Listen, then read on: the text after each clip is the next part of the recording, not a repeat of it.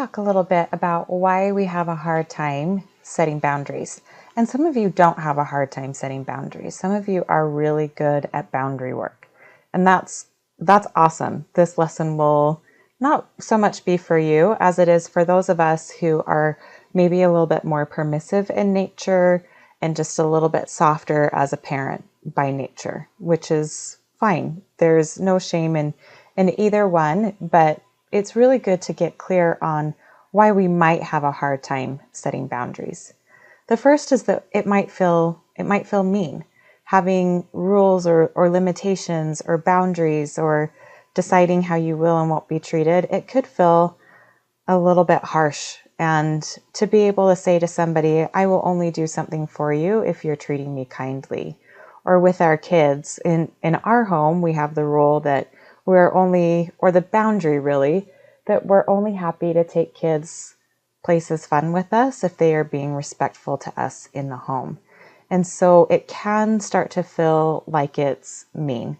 But we want to really help you realize that having a boundary isn't really mean, that it really helps take care of you as an individual, and it models for your kids that they get to have boundaries too. And that's really healthy.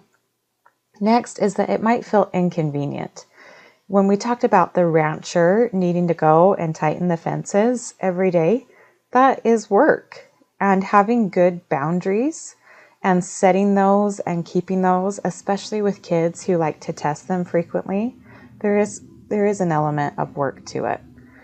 Now, what we like to really encourage parents to see is that if you are really good and really consistent with boundaries, things become more convenient. You see less behavior and everyone starts to feel happier within your own home. You start to get the peace that you've been looking for, and kids will be more respectful and responsible.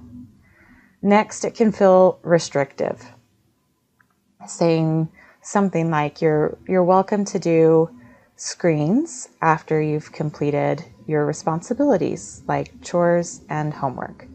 That may feel like you're holding your child back or making it so that they can't have fun or those kinds of things.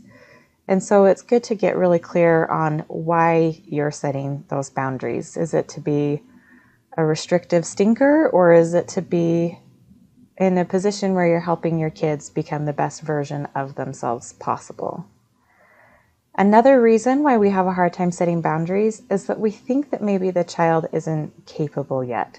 So if one of your boundaries is that you don't take care of the home completely by yourself, that you have other people helping you, you may be reluctant to give your kids responsibilities like chores or things like that because you think that they don't have the capacity to do that. Or you have a child with some impulsivity and you may feel that they're not capable of controlling their emotions or their temper and that it's okay that they lash out. We really want you to be able to see that your kids are strong and capable, and they need you to see that they are strong and capable, and to hold them to high expectations with a lot of warmth and empathy and love, but keep those expectations high. Next, and this is a reason that has been a trouble for me, is that having a boundary may cause an emotional response in the child. Some of our kids don't want any boundaries. They just want complete freedom to get to do whatever they want to do whenever they want to do it. And that every time we set and keep a boundary, it elicits an emotional response in our kids. And we can start to fear that and want to back off from that and not want to engage in that. And when we choose to back off and to not be firm on those boundaries, that really shows our kids that if they have an emotional response, they can get what they want. And it reinforces in their mind that if they want freedom, all they have to do is scare you or cry a lot or do something to just cause you to back off of that boundary. So really, it is super important to establish what those non-negotiable boundaries are in your home around respect and responsibility, and to stay firm with those regardless of the response. Now, we understand all of these reasons of why it's hard. They're real reasons, but we really want to be looking forward to the goal that we're trying to reach by setting boundaries. It is that goal of having a happy home with peace in it and kids who are respectful and responsible, and setting and keeping boundaries is key to all of that. So I hope that helps you have a little bit more courage and confidence when it comes to setting boundaries.